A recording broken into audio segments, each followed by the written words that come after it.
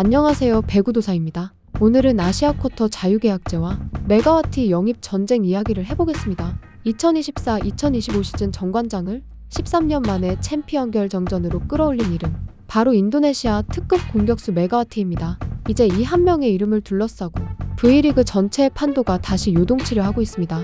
먼저 한국 배구판을 바꾼 제도부터 짚어보겠습니다. 한국배구연맹은 2026-2027 시즌부터 아시아쿼터를 자유계약제로 전환하기로 결정했습니다. 그동안은 트라이아웃으로 선수들이 뽑혔지만 이제 구단이 직접 에이전트와 협상해 원하는 선수를 데려오는 구조로 바뀌게 됩니다. 남자부 아시아쿼터 연봉은 1년차 10만 달러, 2년차 12만 달러, 여자부는 1년차 12만 달러, 2년차 15만 달러로 유지되는데요. 표면상 숫자는 그대로지만 실제 시장에서 그 이상의 가치가 오가는 치열한 눈치 싸움이 시작될 수밖에 없습니다. 연맹은 이를 견제하기 위해 강력한 칼을 들이댔습니다. 연봉 초과 지급이나 뒷계약이 적발되면 해당 선수는 즉시 리그에서 퇴출, 구단은 다음 시즌 외국인 선수와 아시아쿼터 보유권을 통째로 박탈하는 규정을 내놨습니다. 돈으로 밀어붙이는 뒷돈 전쟁을 사전에 차단하겠다는 의미인데요. 그만큼 구단들이 앞으로 더 치밀하고 조심스럽게 움직일 수밖에 없는 환경이 됐습니다. 이런 가운데 아시아쿼터 자유계약 첫 해를 앞두고 가장 뜨거운 이름으로 거론되는 선수가 있습니다. 바로 메가와티입니다. V리그 팬들이 그냥 메가라고 부르는 바로 그 선수죠. 메가는 2023-2024 시즌 정관장에 합류해 첫 시즌부터 득점 상위권과 높은 공격 성공률을 기록하며 팀의 에이스로 떠올랐습니다. 무너졌던 정관장이 메가를 앞세워 플레이오프와 챔피언 결정전 무대를 다시 밟으면서 정관장이라는 팀 브랜드뿐 아니라 여자 V리그 전체의 관심도까지 끌어올린 1순위 흥행 카드가 됐습니다. 그러나 이 화려한 동화에는 날카로운 반전이 숨어 있었습니다. 정관장은 당연히 재계약을 추진했지만 메가의 선택은 달랐습니다. 메가는 홀어머니와 더 많은 시간을 보내기 위해 정관장의 제안을 고심 끝에 거절했고 이후 인도네시아와 동남아 리그 그리고 튀르키예 리그 도전을 동시에 검토하는 길을 택했습니다. 정관장 팬들 입장에서는 에이스를 떠나보내는 아쉬운 이별이었죠. 하지만 여기서 끝이 아니었습니다. 메가라는 이름은 한국을 떠난 뒤에도 계속 V리그를 따라다녔습니다. 2025년 들어 메가는 인도네시아에서 다시 한번 맹활약을 이어갔고 해외 통계 사이트에서는 2025년 세계 여자 배구 선수 랭킹 1위라는 상징적인 타이틀까지 거머쥐었습니다. 정관장에서 보여준 파워와 득점력, 국가대표팀에서의 존재감까지 더해지면서 이제 메가는 단순한 외국인 공격수가 아니라 하나의 브랜드가 된 선수입니다. 유니폼 판매, 홈 관중수, 중계 시청률 등 전부 메가의 이름과 연결되는 흥행 지표들이죠. 그러던 가운데 튀르키예 리그팀과 새 도전을 시작했던 메가는 또 한 번 뜻밖의 결정을 내립니다. 소속팀 마니사와 계약을 해지하고 인도네시아 대표팀 일정과 개인 사정에 더 집중하기로 선택한 겁니다. 이 소식이 전해지는 순간 한국 배구계가 가장 먼저 떠올린 질문은 하나였습니다. 그렇다면 메가의 다음 행선지는 어디인가? 그리고 아시아쿼터 자유계약이 시작되는 2026-2027 시즌 메가가 다시 한국 코트를 밟을 가능성은 얼마나 될까? 지금 구단 프런트와 에이전트들 머릿속에는 명확한 시나리오가 하나 그려져 있습니다. 아시아쿼터 자유계약 첫 해 V리그의 절대적인 시장 가치는 메가를 데려가는 팀과 메가를 놓친 팀으로 나뉘게 된다는 계산입니다. 단순히 경기력만의 문제가 아닙니다. 흥행, 스폰서십, 글로벌 팬층까지 모든 요소가 한 선수에게 집중되는 드문 사례이기 때문입니다. 여자부에서는 이미 시마무라 하루유와 타나차 같은 선수들이 아시아쿼터로 활약하며 대여급으로 평가받고 있습니다. 하지만 이 선수들이 아무리 뛰어나도 V리그 전체 흥행을 뒤흔든 상징성에서만큼은 메가가 한 단계 위에 있다는 평가가 지배적입니다. 그래서 지금 업계에서는 이렇게 말합니다. 아시아쿼터 FA의 첫 페이지는 누가 메가를 데려가느냐, 누가 메가를 놓치느냐 이 두 줄로 시작될 거라고 말이죠. 이제부터는 좀 더 현실적인 계산으로 들어가 보겠습니다. 만약 메가가 자유계약 시장에 나온다면 누가 어떤 방식으로 이 전쟁에 뛰어들 수 있을까요? 가장 먼저 언급되는 팀은 당연히 메가의 친정팀 정관장입니다. 정관장은 메가와 함께 13년 만에 챔피언 결정전에 올라가며 흥행과 성적을 동시에 잡았습니다. 메가가 떠난 뒤 정관장은 아시아쿼터와 외국인 조합을 새로 짜야 했고 그 과정에서 부상과 체력 부담, 전력 누수 논란까지 겹치며 팬들 사이에서는 결국 메가 시절이 가장 화려한 정점이 아니었느냐는 씁쓸한 평가도 나왔습니다. 이런 구단 입장에서 메가의 FA 등장은 유혹이자 부담입니다. 다시 영입에 성공한다면 정관장은 또 한 번 리그를 뒤흔드는 서사를 만들 수 있습니다. 그러나 동시에 막대한 투자와 전력 재편을 감수해야 합니다. 이미 세터와 레프트 라인, 그리고 새로운 외국인 선수 조합을 맞춰놓은 상황에서 메가를 중심으로 다시 팀을 설계한다는 것, 감독과 프런트 모두에게 모험이 됩니다. 게다가 정관장은 메가의 효심과 가족 사정을 누구보다 잘 알고 있는 구단입니다. 단순히 돈만으로 설득할 수 있는 상황이 아니라는 걸 이미 한번 경험했죠. 그래서 정관장은 메가 영입 전에 뛰어들더라도 가장 진지하게 그리고 가장 조심스럽게 움직일 수밖에 없는 팀입니다. 두 번째로 눈에 띄는 팀은 항상 우승 후보로 거론되는 흥국생명입니다. 흥국생명은 김연경이라는 절대 에이스 시대가 끝난 뒤에도 리그 흥행의 중심에 서야 하는 숙명을 갖고 있습니다.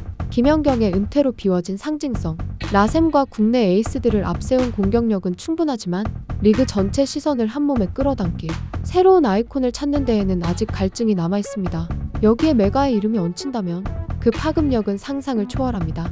김연경 이후 가장 강력한 글로벌 팬덤을 가진 선수가 메가이기 때문입니다.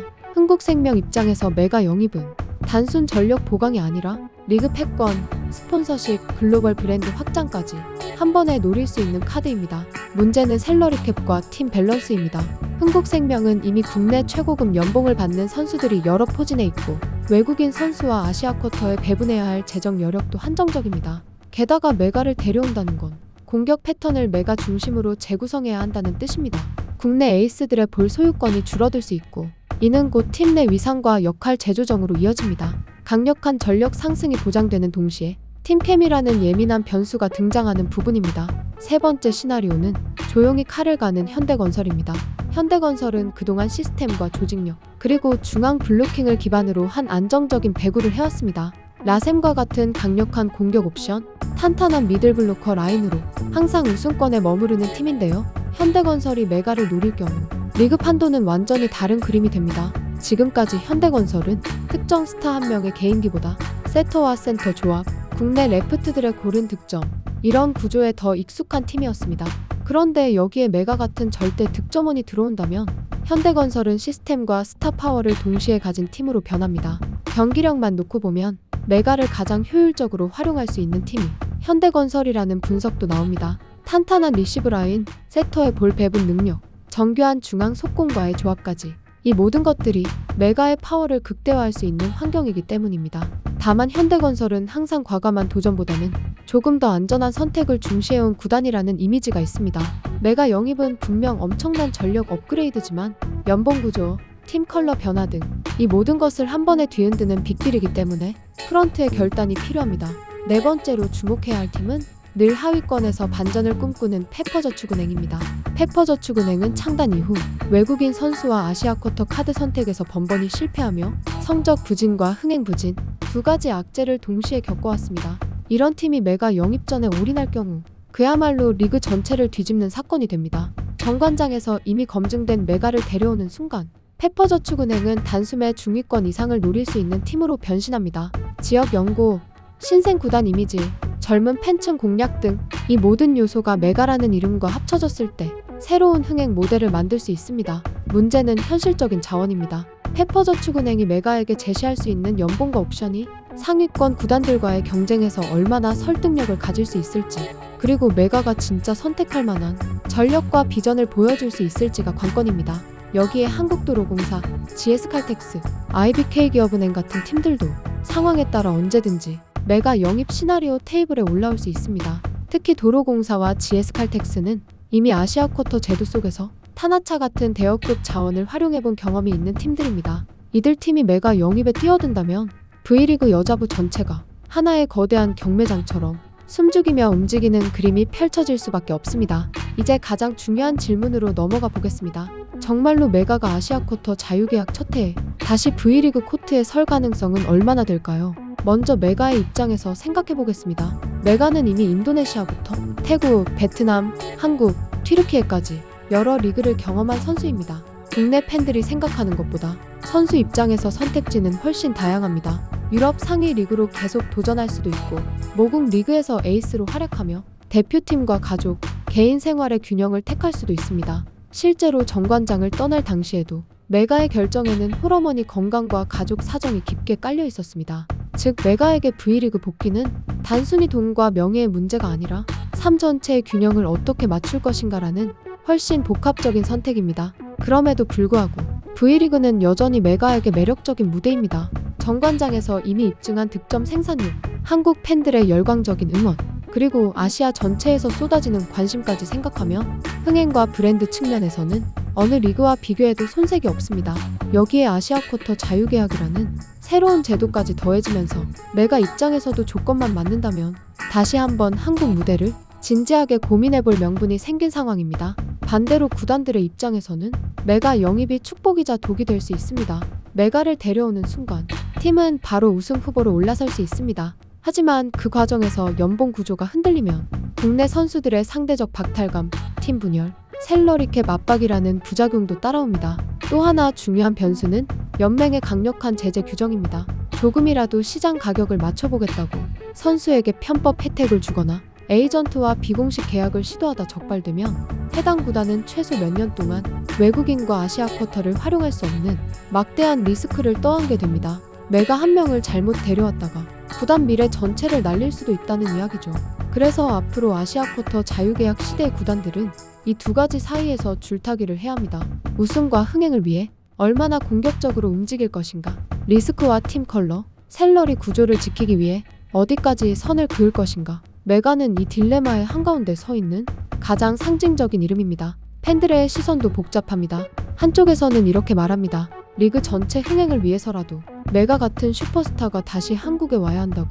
경기력, 화제성, 글로벌 시장 확대까지 모든 면에서 V리그를 한 단계 끌어올릴 수 있다는 주장입니다. 반대쪽에서는 또 이런 우려가 나옵니다. 결국 부자 구단만이 슈퍼스타를 독점하는 구조가 되는 것 아니냐는 걱정. 젊은 국내 선수들의 성장 경로가 외국인과 아시아 쿼터에 막히는 것 아니냐는 문제 제기. 그리고 뒷돈 논란이 다시 고개를 들 가능성까지 여러 불안이 함께 존재합니다. 아시아 쿼터 자유계약은 분명 리그의 수준과 다양성을 끌어올릴 수 있는 제도입니다. 하지만 그 첫 페이지가 돈싸움과 편법, 감정 싸움으로 얼룩진다면 팬들의 기대는 곧 피로감으로 바뀔 수 있습니다. 그래서 메가 영입 전쟁은 단순히 한 선수의 행선지를 넘어 V리그가 앞으로 어떤 리그가 될 것인가를 가늠하는 리트머스 시험지가 될 가능성이 큽니다. 메가가 다시 한국을 선택하든 다른 리그를 선택하든 하나 분명한 사실이 있습니다. 아시아 쿼터 FA 첫 해 모든 구단의 전략 회의실 화이트보드 한켠에는 메가와티라는 이름이 적혀 있을 거라는 사실입니다. 이름 세 글자만으로도 리그의 판도를 바꾸고 팬들의 가슴을 설레게 만드는 선수. 그를 둘러싼 영입 전쟁은 이미 시작되었습니다. 지금까지 배구도사였습니다. 감사합니다.